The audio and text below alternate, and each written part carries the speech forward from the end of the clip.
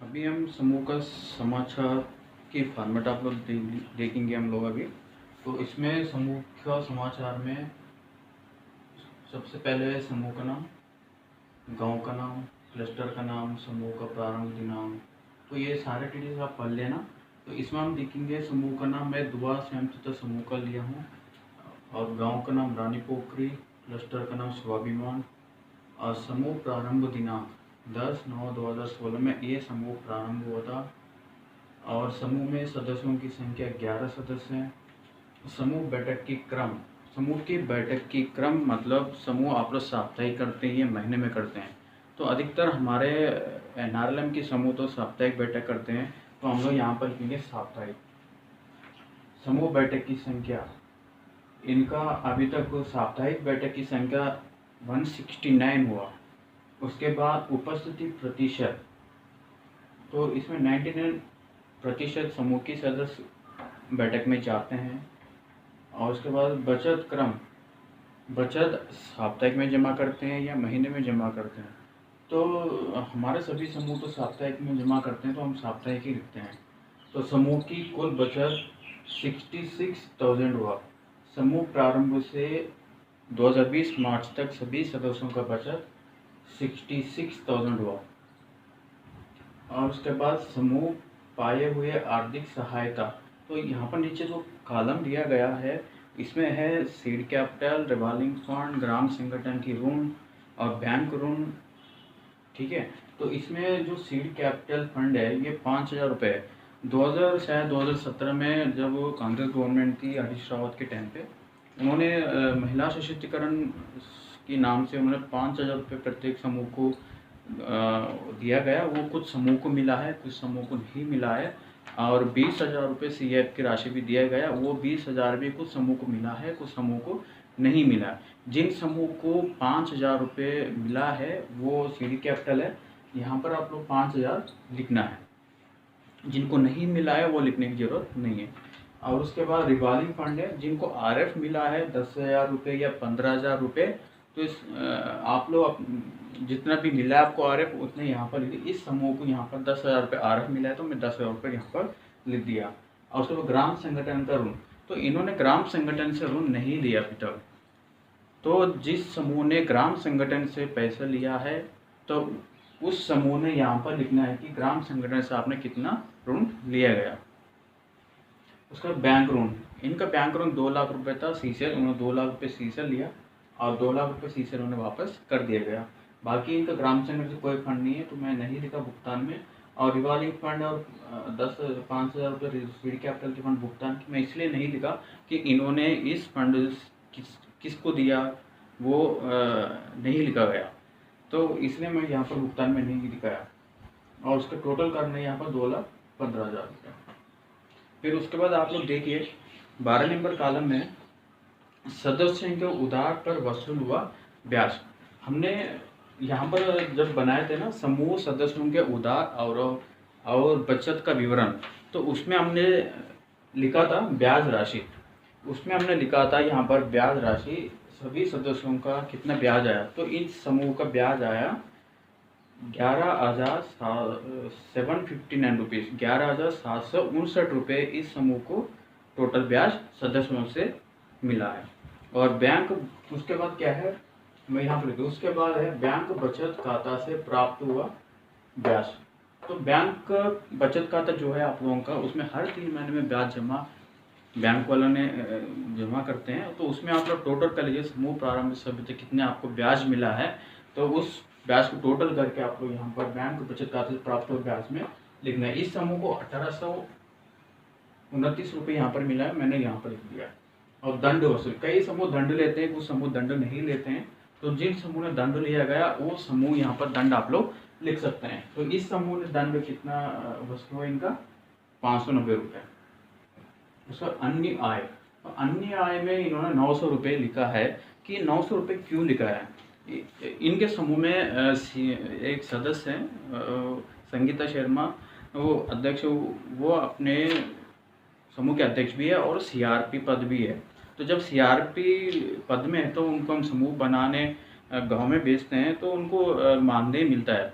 तो मानदेय में से समूह को भी उसमें पर डे 10 रुपीज़ के हिसाब से उनको जमा करना पड़ता होगा। तो उन्होंने समूह में वो पैसा छोड़ देगा 900 रुपये। ये 900 रुपये हमने इसलिए लिखा कि CRP का मानदेय में से 900 रुपये उनको छोड़ना पड़ा, तो इसलिए यहाँ पर 900 रुपये हमने लिखा है। उसके बाद ये बाकी जो अन्य आय है वो सबको लिखने की ज़रूरत नहीं है। जिनको अन्य स्रोतों से उनको पैसा मिला होगा तभी लिखना है। अगर किसी को अन्य आय नहीं मिला तो लिखने की ज़रूरत नहीं है, आप लोग कन्फ्यूज मत होना। उसके बाद समूह का कुल आय। समूह का कुल आय में क्या क्या आते हैं यहाँ पर उन्होंने दिया गया फॉर्मेट में 12 वाला और 13 और 14 और 15। 12, 13, 14, 15 ये 4 चीज़ जोड़ के हमने यहाँ पर टोटल लिखना है। इनके 12 में काल में सदस्यों को उधारों पर वसूला ब्याज कितना 11,779 रुपये, यहाँ 69 रुपये यहाँ पर है, तो 59 रुपये। तो ये पैसे लिख दिया मैंने। और उसके बाद बैंक बचत खाता में से प्राप्त हुआ ब्याज ये भी जोड़ना है, और दंड वसूल है ये भी जोड़ना है, और उसके बाद अन्य ये भी जोड़ना है। ये 4 चीज़ जोड़ के हमने यहाँ पर टोटल लिखना है। कहाँ लिखना है? समूह के कुल आय में लिखना है। उसके बाद क्या है? समूह में कुल व्यय।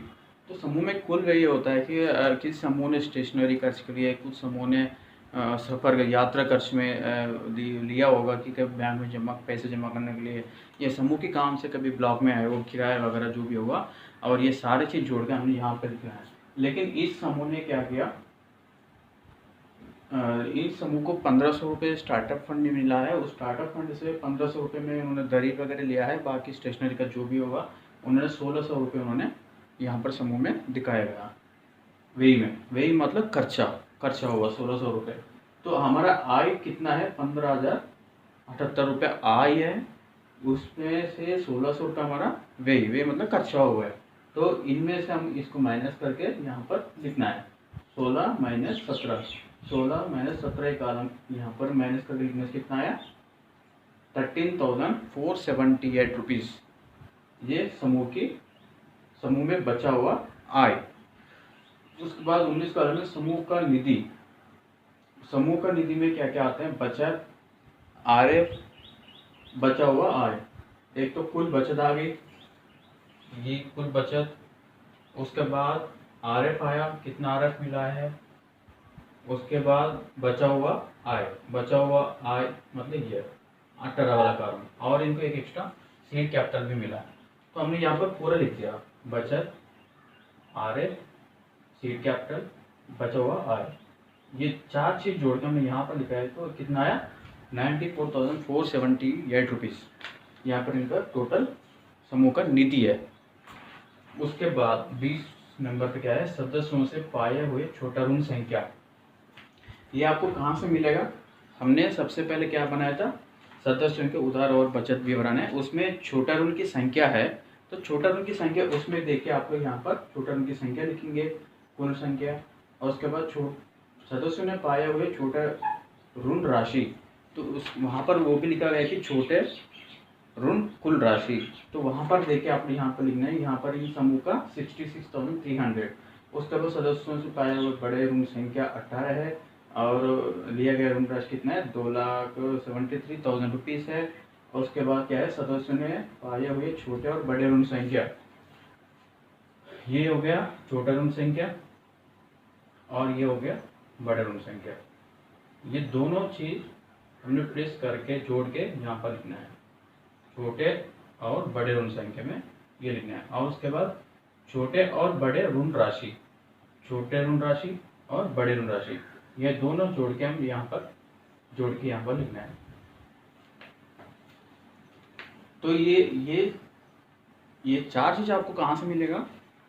जो मैंने पहले बताया आपको, समूह सदस्यों को उधार और बचत का विवरण में से देख के आपको यहाँ पर लिखना है।